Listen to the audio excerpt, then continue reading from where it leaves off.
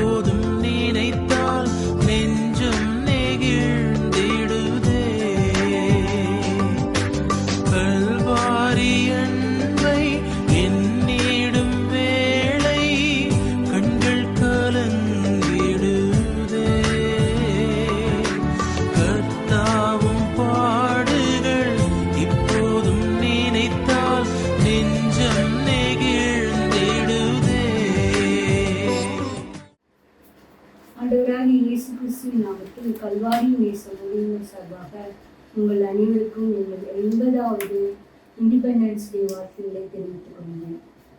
நாம் தேசம் சுதந்திரம் பெற்று 80 ஆண்டுகள் தேவன் நம்மையும் நம் நாட்டின் தலைவர்களையும் எல்லா மக்களையும் கனிமணியை போல காத்து வந்த தயவுக்காக நாம் ஆண்டவரை ஸ்தோத்திரிக்க வேண்டும். ஏனென்றால் நாம் ஆண்டவராக இயேசு கிறிஸ்துவினால் தான், அவருடைய சத்தியத்தின் மூலமாக தான் காந்தியடிகள் இந்த தேசத்திற்கு விடுதலை வாங்கி தந்தார். அகிம்சையின் மூலமாக தான் விடுதலை வாங்கி தந்தார். ஆகையால் நாம் அந்த அகிம்சையை போற்றுகிற மக்களாக நாம் காணப்பட வேண்டும். ஆகையால் இந்த நாட்டுக்கு நாம் விடுதலை பெற்ற மக்களாக இருந்தாலும் கூட நம்முடைய இருதயத்தில், நம்ம ஆத்மாவில் விடுதலையாக இருக்கிறோமா என்று நாம் சிந்திக்கக்கூடிய தருணம். ஏனென்றால் ஆத்மத்தின் விடுதலை தான் உண்மையான விடுதலை. இன்னும் ஏராளமான இந்திய தேச மக்கள் இன்னும் ஆண்டவராக இயேசு கிறிஸ்துவின் ரட்சிப்பை காணக்கூடாதவர்களாக இருக்கிறார்கள். ஆகையால் இந்த சுதந்திர தின நல்லாளில் நாம் அனைத்து இந்திய மக்களுக்காகவும் நம் தேச தலைவர்களுக்காகவும் நாம் ஜெபிக்க கடமைப்பட்டுள்ளோம். தேச தலைவர்களுக்காக மட்டுமல்ல, தேசத்தை காக்கிறவர்களுக்காகவும் மற்றும் விவசாயிகளுக்காகவும் தொழிலாளிகளுக்காகவும் மற்றும் போலீஸ் டிபார்ட்மெண்ட் உள்ளவர்களுக்காகவும் ஃபயர் சர்வீஸ் டிபார்ட்மெண்ட் உள்ளவர்களுக்காகவும் நாம் ஜெபிக்க கடமைப்பட்டுள்ளோம். ஏனென்றால் இந்த காலத்தில் நீங்கள் பார்த்தீர்கள் என்றால் அதிகமாக போதை வஸ்துக்களால் மக்கள் அடிமைப்பட்டு கிடைக்கிறார்கள். அந்த அடிமைத்தனத்திலிருந்து நாம் விடுதலை பெறுவதற்காக நாம் முழங்கால்களை ஊன்றி ஜெபிக்கும் பொழுதுதான் நம் தேசத்திற்கு ஒரு உண்மையான விடுதலை கிடைக்கும். அதற்கு நாம் கடமைப்பட்டுள்ளோம். ஆகையால் விடுதலை என்ற தலைப்பில் சற்று சிந்திப்போம். முதலாவது, இருளின் அதிகாரத்தினின்று விடுதலை. கொலோசியர் 1:13. இருளின் அதிகாரத்தினின்று நம்மை விடுதலையாக்கி தமது அன்பின் குமாரனுடைய ராஜ்யத்திற்கு உட்படுத்துவதுமாய் இருக்கிற பிதாவை ஸ்தோத்திரிக்கிறோம். ஆம் பிரியமானவர்களே, நாம் இந்த சுதந்திர தின நன்னாளில் நம் தேசத்திற்கு விடுதலை வாங்கி தந்த நாம் தேவாதி தேவனை நாம் ஸ்தோத்திரிக்க கடமைப்பட்டுள்ளோம். ஒவ்வொரு நாளும் நாம் விடுதலை பெற்ற இந்தியாவில் நாம் வசிக்கிறபடியால், நாம் வாழ்கிறபடியால், நாம் விடுதலை காற்றை சுவாசித்துக் கொண்டிருக்கிறபடியினால் நாம் தேவாதி தேவனாகிய நம் பிதாவை நாம் ஸ்தோத்திரிக்க கடமைப்பட்டுள்ளோம்.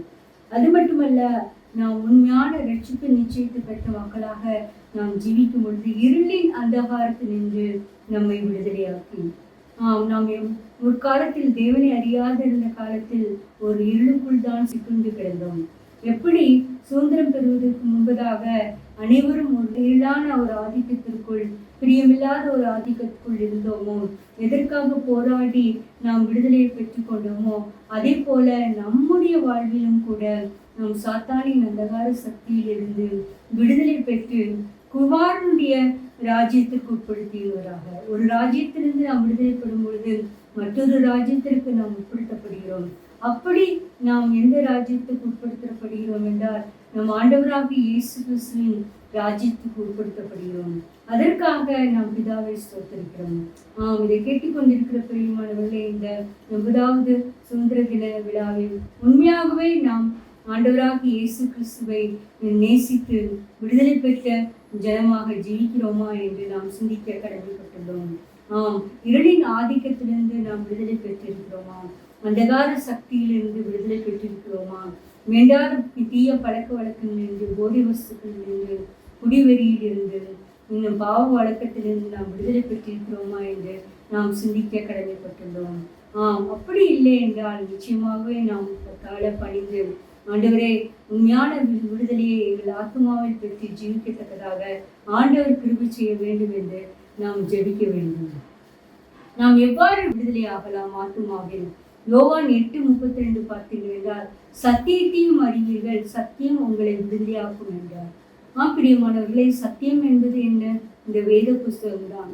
இந்த வேத புஸ்தகத்தை நாம் அதிகமாக படிக்க படிக்க தேவன் நம்முடையக்குள் இருக்க பாவ வாழ்க்கையை, தீய பழக்க வழக்கங்களை வெளிப்படுத்தும் பொழுது, நாம் அதை விட்டு விலகும் போது நாம் உண்மையான விடுதலை பெற்ற ஜனங்களாக நாம் ஜீவிக்கிறோம்.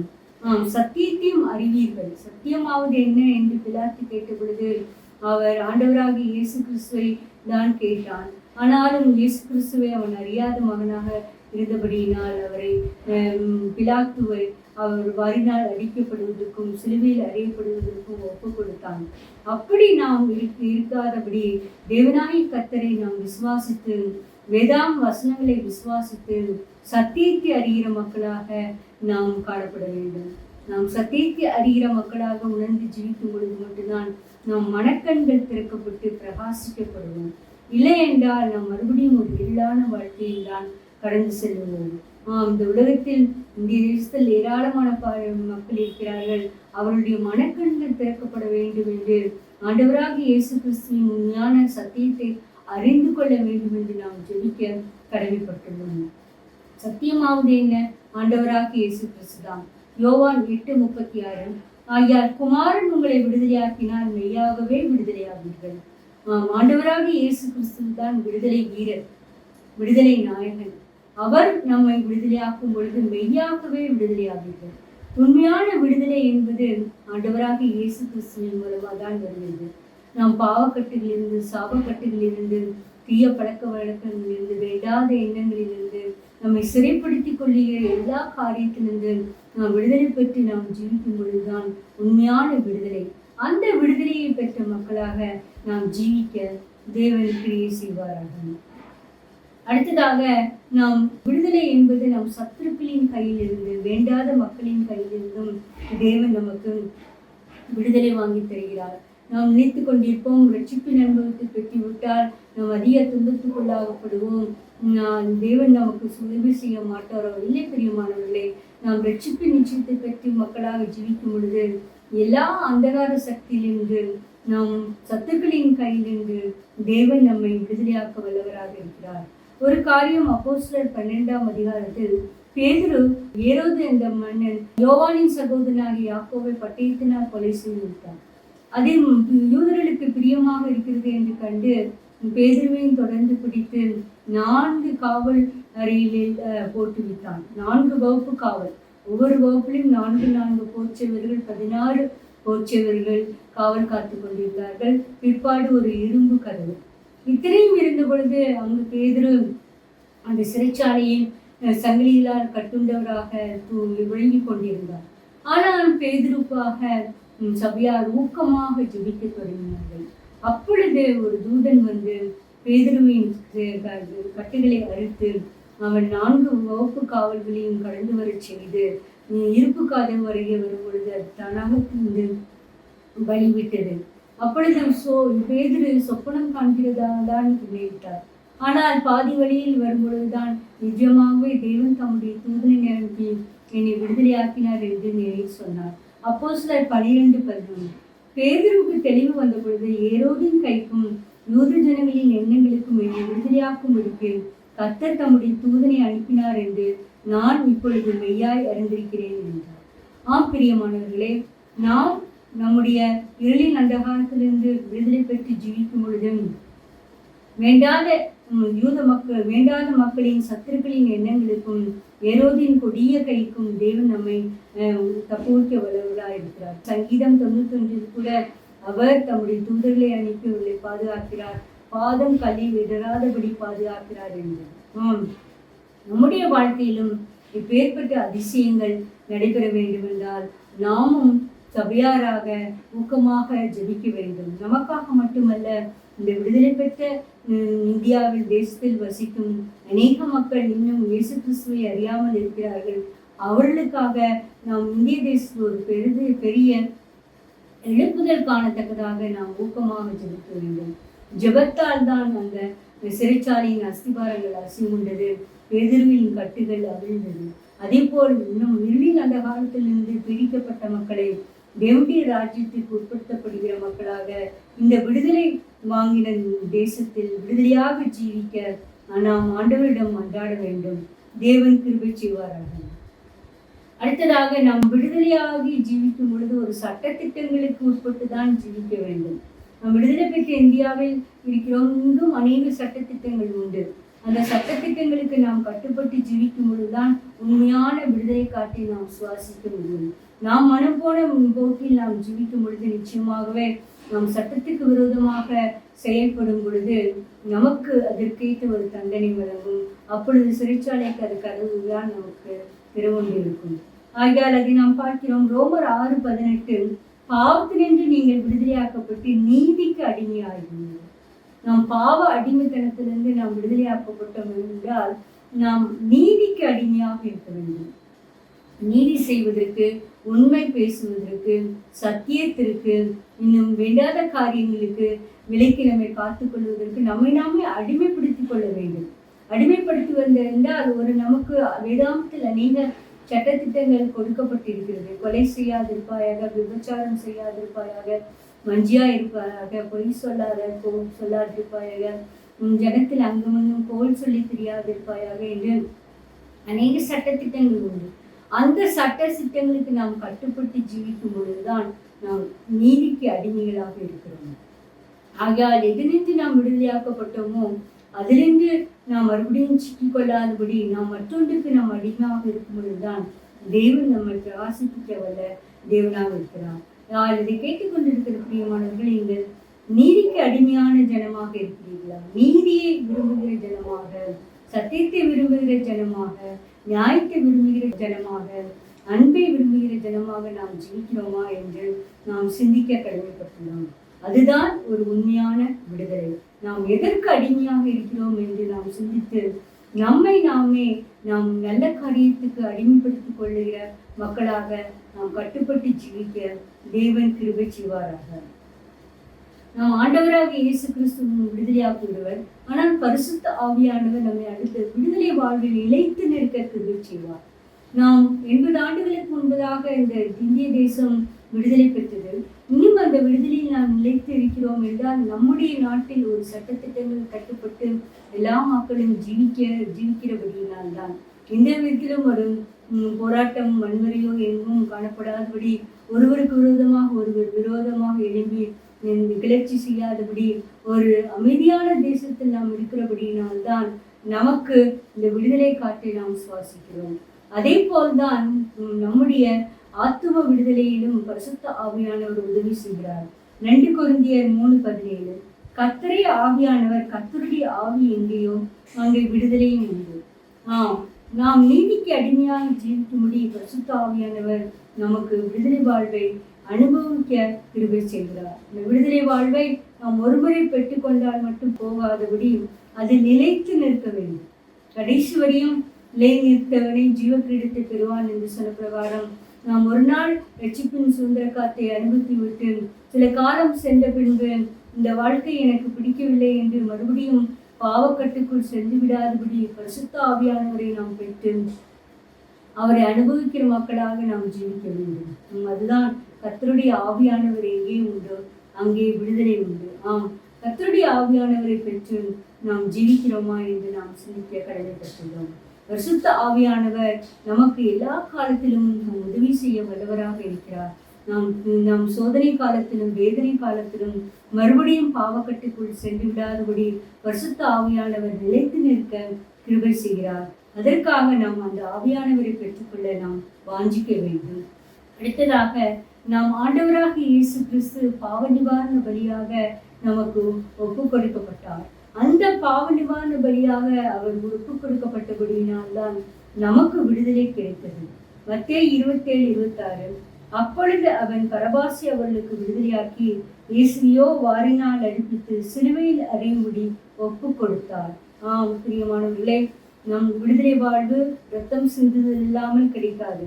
நாம் சுதந்திர இந்தியாவில் நாம் ஜீவிக்கிற நாம் இந்த சுதந்திரத்தை பெறுவதற்காக எத்தனையோ பேர் ரத்தம் சிந்தி இருக்கிறார்கள். அதே போல் நம்முடைய ஆத்ம விடுதலைக்காகவும் பாவமற்ற பரிசுத்தராக நம் ஆண்டவராக இயேசு கிறிஸ்து பலியாக செலுத்தப்பட்டார். அந்த இரத்தத்தின் மகிமையினால்தான் நாம் விடுதலை பெற்று ஜீவிக்கிறோம். அவர்கள் கேட்டுக்கொண்டதன்படி பிலாத்து பரபாசியை விடுதலையாக்கி இயேசுவையோ வாரினால் அடிப்பித்து சிலுவையில் அறையும்படி ஒப்பு கொடுத்தார். சிலுவையில் ஆண்டவராக இயேசு கிறிஸ்து எல்லா சட்டத்திட்டங்களையும் நியாயப்பிரமாண சட்டத்திட்டங்களையும் ஒழித்து எல்லாம் வெளியரங்கமாக்கி நமக்காக பாவமானார்.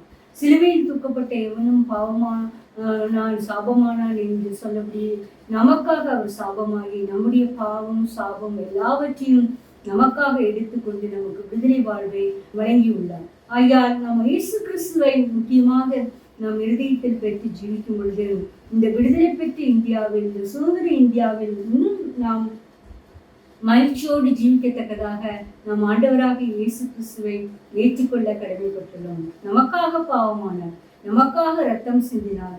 அந்த சிலுவை தியாகத்தை நாம் உணர்ந்து கொண்ட மக்களாக நாம் ஜீவிக்க வேண்டும். இந்த சுதந்திர தினத்தன்று நாம் எத்தனையோ பேர் நமக்கு விடுதலை வாங்கி தருவதற்காக அவருடைய தியாகத்தை நினைவு கூறுகிறோம். அதே போல் நம்முடைய வாழ்க்கையிலும் நாம் ரட்சிப்பின் சிந்தையை உள்ளவர்களாக இருக்கும் பொழுது உண்மையான தியாகத்தை உணர்ந்த மக்களாக, இயேசு கிறிஸ்துவின் தியாகத்தை உணர்ந்த மக்களாக நாம் ஜீவிக்க வேண்டும். தினமும் நாம் இந்த சிலுவை தியானத்தை நாம் தியானிக்க போகும் மட்டும்தான் அவருடைய வெளியேறப்பட்ட இரத்தத்தின் மகத்துவத்தை நாம் உணர்ந்து கொள்ள முடியும். அதற்காக நாம் பயத்தோடு தேவனிடம் கிட்டிச் சேர ஆண்டவர் கிருபை செய்வாராக.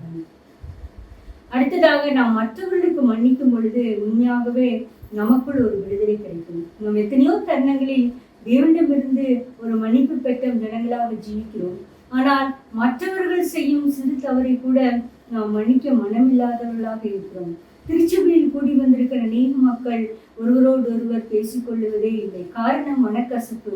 அவர்கள் எனக்கு இப்படி செய்து விட்டார்கள், அவர்கள் என்னை பற்றி இப்படி சொல்லிவிட்டார்கள், நானே பேச வேண்டும், நானே அவர்களோடு முகம் கொடுத்து நட்புறவாக இருக்க வேண்டும் என்று நினைத்து கொண்டு அநேகம் தரம் இந்த மன்னிப்பின் சிந்தை இல்லாதவர்களாக தான் ஜீவிக்கிறோம். அதற்காக தான் ஆண்டவராக இயேசு கிறிஸ்து மத்தேயு 18 ஒரு உவமையை சொல்லுகிறார். ஒரு வேலைக்காரன் 10,000 தாலந்து கடன் பட்டிருந்தான். உடனே அந்த எஜமானன் சொன்னான், நீ உன் மனைவி பிள்ளைகள் உன் வீட்டை எல்லாவற்றையும் விட்டு எனக்கு செலுத்தி தீரு என்று சொல்லி கட்டளையிட்டான். ஆனாலோ இந்த வேலைக்காரன் அவரிடம் தாழ விழுந்து பணிந்து, எஜமானனே பொறுமையாக இரும், நான் எல்லாவற்றையும் தீர்த்து வைக்கிறேன் என்று சொன்ன பொழுது அவர் அவனை மன்னித்து விட்டு விட்டான். ஆனால் இந்த பொல்லாத வேலைக்காரன் என்ன செய்தான் தெரியுமா?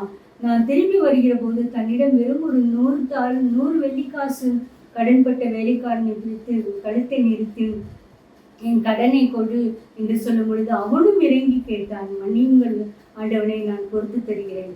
ஆனாலும் அவனுக்கு மன்னிக்க சிந்தி இல்லாமல் அவன் சிறைச்சாலையில் போட்டுவிட்டான், அவனுடைய அதிகாரத்தை பயன்படுத்தி. இந்த காரியத்தை மற்றவர்கள் எஜமானத்தில் சொல்லும் பொழுது எஜமான் கேட்டது, பொல்லாத மனிதனே, உனக்கு 10,000 தாலந்து கடனை மன்னித்து விட்டேனே, ஒரு 100 வெள்ளிக்காசு உடைய மக்களை நீ மன்னிக்க கூடாது என்று அவனை மறுபடியும் சிறைச்சாலையில் எடுத்து உபாதிக்கிறவர்களிடத்தில் ஒப்பு கொடுத்தார். பிரியமானவர்கள், நாம் மற்றவருடைய செய்கிற குற்றத்தை மன்னியாமல் போனால் நமக்கு விடுதலை கிடையாது. மத்தேயு 18:27 அந்த ஊழியக்காரன் ஆண்டவன் மனதிருங்கி அவனை விடுதலை பண்ணி கடனையும் அவனுக்கு மன்னித்து விட்டான். நாம் ஆண்டவராக இயேசு கிறிஸ்து சிலுவை மரணத்தில் நமக்கு விடுதலை பண்ணி நம்முடைய பாவங்கள் எல்லா சாபங்கள் எல்லாவற்றையும் மன்னித்து விட்டார். நாம் மன்னிப்பின் சிந்தை உடையவர்களாக இருக்கும் பொழுது நாம் மற்றவர்களுக்கு மன்னிக்க அருள் பெறுகிறோம். நாம் மற்றவர்களுக்கு மன்னிக்காக இருக்கும் பொழுது இந்த 100 தாலந்து கடன் பட்டவனை மன்னிக்க சிந்தி இல்லாமல் விவாதிக்கிறவனுக்கு ஒப்பு கொடுத்தது போல தேவன் நம்முடைய பாவத்தையும் மன்னித்து விட்டதை மறுபடியும் எடுத்து நம்மையும் சிறைச்சாலைக்காரர்கள் போட்டு விடுவார். ஆகையால் இதை கேட்டுக்கொண்டிருக்கிற பிரியமானவர்கள், நமக்குள் மன்னிப்பின் சிந்தை உள்ளதா? மன்னிப்பின் சிந்தை இருந்தால் மட்டும்தான் உண்மையான விடுதலை. நாம் யாரைக்கு பற்றியாவது ஒரு குறை எடுத்துக்கொண்டு அதையே பற்றி சிந்தித்து கொண்டே இருக்கும் பொழுது நாம் அதிக மன உளைச்சலுக்கு ஆகின்றோம், மன நிம்மதியை இழந்து விடுகிறோம்.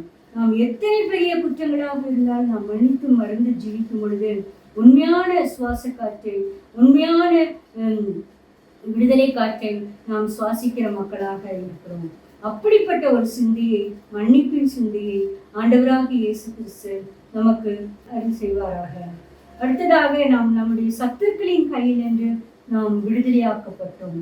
சங்கீதம் 136:24 நம்முடைய சத்துருக்களின் கையிலிருந்து நம்மை விடுதலை பண்ணினவரை துதியுங்கள், அவர் கிருபை என்று உள்ளது. நாம் அடிக்கடி நாம் தேவனை இந்த விடுதலை பெற்ற இந்தியாவில் நாம் ஜீவிக்கிறபடியால் தேவனுடைய கிருபையினால் நாங்கள் விடுதலை பெற்றோம், நாங்கள் கிருபையினால் நாம் சுதந்திரம் பெற்றோம் என்று தேவனை ஸ்தோத்திரிக்க கடமைப்பட்டுள்ளோம். சத்துருக்களின் கையிலிருந்து விடுதலையாக்கப்பட்டோம். நமக்காக சத்துருக்கள் அநேக பேர் இருப்பார்கள். நாம் இப்பொழுது சுதந்திர இந்தியாவில் நாம் ஜீவிக்கும் பொழுது நாம் விடுதலை பெறுவதற்காக போராடினவர்கள், நம்மை ஆண்ட ஆங்கிலேயர்கள் நமக்கு சத்துருக்களாக தெரிந்தார்கள். அவருடைய கையிலிருந்து நாம் விடுதலையாக்கப்பட்டபடியினால் நாம் இந்த சுதந்திர தின இந்தியாவில் நாம் ஜீவித்துக் கொண்டிருக்கிறோம். நம்முடைய வாழ்க்கையிலும் கூட நமக்கு மேலாக இருக்கிற சத்துருக்களை எல்லாம் தேவன் நம்மை விடுவிக்க, அவர் கையிலிருந்து விடுவிக்க வல்லவராக இருக்கிறார். நீங்கள் ஆமான் பார்த்தீர்கள் என்றால், ஆமான் ஒரு யூதகுல மக்களை வெறுத்தவன். அவர்களுக்கு விரோதமாக ஒரு காரியத்தை நினைத்து அவர்களை பூண்டோடு அழிக்க தீர்மானித்தார். அதற்காக பல திட்டங்களும் தீட்டினார். ஆனாலும் எஸ்தர் ராஜாத்தியின் உபவாச ஜபத்தினால் அந்த திட்டமெல்லாம் தவிடு பொடியானது. யூத மக்களுக்கு ரட்சிப்பும் வெளிச்சமும் சந்தோஷமும் மகிழ்ச்சியும் அந்த நாடாக மாறினது. யார் அந்த பொல்லாத திட்டத்தை தீட்டினார்களோ அவர்களை தூக்கிலிட செய்து விட்டார் அந்த அகாஸ்வேரு ராஜா. பிரியமானவர்கள், நம்முடைய வாழ்க்கையிலும் நமக்கு விரோதமாக காரணமில்லாமல் பயக்கிற சத்துருக்கள் என்று விடுதலை பண்ணத்தக்கதாக ஆண்டவர் கிரியை செய்ய வல்லவராக இருக்கிறார். அதற்கு நாம் உபவாச ஜபம் அவசியமானது. நாம் இந்த இந்திய தேச மக்களுக்காக, தேசத்தின் செழிப்பிற்காக, தேச தலைவர்களுக்காக நாம் எஸ்தர் ராஜாத்தியை போல நாம் உபவாசம் பண்ணி ஜெபிக்க வேண்டும். நாட்டின் நன்மைக்காக, சேமத்திற்காக, செழிப்பிற்காக மக்கள் உண்மையாகவே அவர்கள் சத்துருக்களின் இருளின் அதிகாரத்தில் நின்று விடுதலை பெறத்தக்கதாக நாம் ஜெபிக்க கடமைப்பட்டுள்ளோம். இன்று அநேகர் எஸ்தர் ராஜாத்தியை போல் எழும்ப வேண்டும். அப்பொழுதுதான் இந்திய தேசம் ரட்சிக்கப்படும். அப்பொழுதுதான் இந்திய மக்கள் அனைவரும் பொல்லாத பிசாசின் கையிலிருந்து விடுதலையாக்கப்படுவார்கள். உண்மையான சுதந்திர காற்றை சுதந்திரிக்கிற மக்களாக காணப்படுவார்கள். அதற்கு நாம் கிறிஸ்தவர்கள் ஒவ்வொருவரும் கடமைப்பட்டுள்ளோம். நாம் ஏனோதானம் என்று நாம் ஜீவித்தால் ரட்சிப்பு வேறொரு இடத்திலிருந்து வரும். நாம் அவர்களுக்கு ஆண்டவராக இயேசு கிறிஸ்துவுக்கு கணக்கு கொடுக்கிற மக்களாக இருப்போம். ஆகையால் விடுதலை பெற்ற ஜனமே, நாம் எஸ்தர் ராஜாத்தியை போல் மற்றவர்களின் விடுதலைக்காக சிறப்பின் வாசல் இருக்கிற ஜனமாக நாம் காணப்படுகிறோமா என்று நாம் சிந்திப்போம். அடுத்ததாக ஆத்மாவிற்கு விடுதலை கிடைக்க வேண்டும். ஆத்மாவிற்கு விடுதலை தான் உண்மையான விடுதலை. சங்கீதம் 69:18, நீர் என் ஆத்மாவில் வந்து அதை விடுதலை பண்ணும், என் சத்துருக்களின் நிமித்தம் என்னை மீட்டுள்ளது. இது தாவீது ராஜாவின் சங்கீதம். தாவீது ராஜாவுக்கு வந்த போராட்டங்கள், நிந்தனைகள், அவமானங்கள் எல்லாம் அவர் ஆத்மாவுக்கு வந்த சோதனையாகவே எண்ணினார். அத்தனை சோதனையில் நின்றும் தேவன் அவனை விடுவிக்க பண்ணினார். நாம் ரட்சிக்கப்பட்ட ஜனமாக இருக்கும் பொழுது நமக்கு எந்த சோதனையும் வராது, ஏவுதனையும் வராது, ஒரு செழிப்பான ஜீவியம் தான் என்று நினைக்க வேண்டாம். ஏனென்றால் ஆத்மாவை பலப்படுத்துவதற்காக அநேக காரியங்கள் நம் நினையாத பிரகாரம் சோதனைகள் வந்து சேரும். ஆனால் அவர்கள் என்று நம்மை விடுவிக்க காக்க வல்லவராக இருக்கிறார். அதைதான் சங்கீதக்காரன் சொல்கிறார், என் ஆத்மாவிற்கு வந்து அதை விடுதலை பண்ணும், என் சத்துருக்களின் நிமித்தம் என்னை மீட்டுவிடும். நாம் ஆத்மாவில் விடுதலை பெற்ற ஜனமாக இருக்கும் பொழுதுதான் நாம் சத்துருக்களுக்கு முன்பாக மிகவும் மகிமையான மக்களாக நாம் ஜீவிக்க முடியும். என்றால் யோசேப்பின் வாழ்க்கையை நாம் பார்க்கும் பொழுது அவர் கட்டுண்டு கிடைக்கிறார். எகிப்து தேசத்தில் ஒரு பாவமும் அறியாமல், ஒரு குற்றமும் செய்யாமல் அவர்கள் அங்கே அந்த சிறைச்சாலையில் அடைபட்டு கிடந்தார். அவருக்கு யாரையும் தெரியாது, விடுவிக்கக்கூடிய எந்த வழியும் தெரியாது. அவர் ஒரு ஹீப்ரு, மற்றவர்கள் எல்லாம் எகிப்திய சிட்டிசன்கள். இந்த எகிப்தியர் எபிரேயர்களை அதிகமாக வெறுத்தார்கள். ஆகையால் யோசேப்புக்கு எப்படி விடுதலை பண்ண முடியும் என்ற நினைப்பே அற்று போய்விட்டது. ஆனாலும் கர்த்தர் அவர் ஆத்துமாவை மீட்டுக் கொண்டபடியினால் இவ்வாறு கட்டளையிட்டார். சங்கீதம் 105:20, ராஜா ஆள் அனுப்பி அவனை கட்டவிழ்க்க சொன்னான், ஜனங்களின் அதிபதி அவனை விடுதலை பண்ணினான். பிரியமானவர்களே, நம்மை கட்டவிழ்க்கிற தேவனாக இருக்கிறார். நாம் கட்டுகளிலிருந்து நாம் சிக்கி தவிக்கும் பொழுது தேவன் நம்மை விடுதலை பண்ண வல்லவராக இருக்கிறார். ஆண்டவராக இயேசு கிறிஸ்து கூட ஒரு ஓய்வு நாளில் 18 வருடம் கூனியாக இருந்த ஒரு ஸ்திரீயை விடுதலை பண்ணினார். மற்றவர்கள் அவரை நோக்கி, ஏன் இந்த சபத் டேலே நீர் இந்த காரியத்தை செய்கிறீர்கள் என்று சொன்ன பொழுது, 18 வருடமாக சாத்தான் உன்னை கட்டி வைத்திருந்தான், அவனை நாம் விடுதலையாக்க வேண்டாமா என்று சொல்லி அந்த ஊனையான ஸ்திரீயை தொட்டு சுகப்படுத்தின பொழுது அவள் நிமிர்ந்து தேவனை மகிமைப்படுத்தினார். பிரியமானவர்களே, நம்முடைய வாழ்க்கையிலும் கூட பிசாசின் கட்டுகள், சாபக்கட்டுகள், வெளிசுனிய கட்டுகள், சேவின கட்டுகள் இருக்கும் பொழுது ஆண்டவராக இயேசு கிறிஸ்துவின் தொழுதலுக்காக நாம் காத்திருக்கும் பொழுது யோசேப்பை கட்டவிழ்க்க சொன்ன கர்த்தர் தேவாதி தேவன் நம்முடைய வாழ்க்கையிலும் கட்டவிழ்க்க சொல்லி ஜனத்தின் அதிபதி அவனை விடுதலை பண்ணினார். ஜனத்தின் அதிபதி நமக்கு ஆண்டவராக இயேசு கிறிஸ்து. அவர் நம்மை விடுதலை பண்ணும் பொழுது யோசிப்பை போல நாம் எட்டு தேசம் முழுவதற்கும் மற்றவர்களுக்கு முன்பாக ஒரு மகிமையான ஒரு காரியத்தை வாழ்க்கையை வாழத்தக்கதாக தேவன் நம்மை அழைத்திருக்கிறார். கிறிஸ்தவ ஜீவியம் என்பது ஏதோ மற்றவர்களுக்கு முன்பாக கூனி குறுகி வேண்டாத வெறுப்பா மற்றவர்கள் எல்லாம் நம்ம வேண்டாமல் பார்ப்பது போல் இருக்கிற ஜீவியம் இல்லை. பிரியமானவர்களே, யோசேப்பை போல தலை நிமிர்ந்து கட்டுகள் அவிழ்ந்து இந்த குணியான ஸ்திரீயின் கட்டுகள் அவிழ்ந்து தேவனை சுத்தது போல எல்லா கட்டுகளிலும் சாத்தானின் கட்டுகளிலிருந்தும் அநியாயமாக குற்றச்சாட்டுகளின் கட்டுகளிலிருந்தும் தேவன் நம்மை விடுதலையாக்க வல்லவராக இருக்கிறார். ஜனத்தின் அதிபதி அவனை விடுதலையாக்கினார். ஆண்டவராக இயேசு கிறிஸ்து நம்முடைய அதிபதியாக இருக்கிறார். ஆண்டவராக இயேசு கிறிஸ்து இஸ்ரவேலின் ராஜாவாக இருக்கிறார்.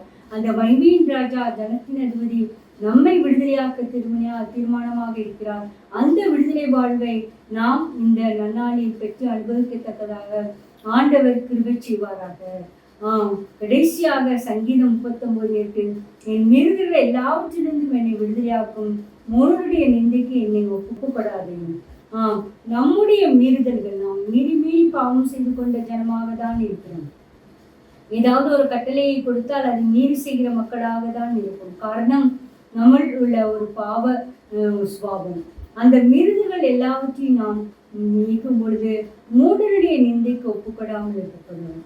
மற்ற மக்கள் நம்மை அவதூறாக நினைக்காதபடி, நிந்திக்காதபடி, அவர்கள் மூடர்களாக ஜீவிக்கிற, அறியாமையில் ஜீவிக்கிற மக்கள் நம்மை நிந்தித்து தூஷணம் பண்ணாதபடிக்கு நாம் மீறுதல்கள் எல்லாவற்றிலும் இருந்து விடுதலையாக்கும்படி நாம் தேவனை வேண்டிக் கொள்ள கடமைப்பட்டுள்ளோம். ஆகையால் இந்த 80வது சுதந்திர தின விழாவில் தேவன் நம்மை விடுதலையாக்கும்படி நாம் ஜெபிக்க கடமைப்பட்டுள்ளோம். நம்மை மட்டுமல்ல, நம்மை சுற்றியுள்ள எல்லா ஜனங்களும் விடுதலை பெற்ற ஜனங்களாக ஜீவிக்க ஆண்டவர் கிருபை செய்வாராக. ஜெபம். நேசிக்கிற அன்பான பிதாவே, ஆண்டவரே, இருளின் அந்தகாரத்தில் நின்று எங்களை ஆச்சரியமான ஒளியினத்திற்கு வரவழைத்த ஆண்டு பிதாவாகிய தேவை நாங்கள் சொத்திருக்கிறோம் கர்த்தாவே. குமாரன் விடுதலையாக்கினால் எல்லாவே நீங்கள் விடுதலையாக கர்த்தாவே. பரிசுத்த ஆவியானவர் எங்கே உண்டு, அவங்க விடுதலை உண்டு கர்த்தாவே. ஆண்டவரே, யோசிப்பை கட்டிலிருந்து விடுதலையாக்கின தேவன் எங்களுடைய கட்டுகளிலிருந்தும் அநியாய கட்டுகளிலிருந்தும் சாபக்கட்டுகளிலிருந்தும் விடுதலையாக்க வல்லவராக இருக்கிறதா ஸ்தோத்திரம். ஆண்டவரே, பேதுருவை சிறைச்சாலையிலிருந்து விடுதலை பண்ணின தேவன் எங்கள் வாழ்க்கையிலும் சிக்குண்டு செறியுண்டு யார் என்னை விடுவிக்க உள்ளார் என்று நாம் கலங்கி தவிக்கும் பொழுது நீர் எங்களை விடுதலை செய்ய வல்லவராக இருக்கிறபடியா ஸ்தோத்திரம்.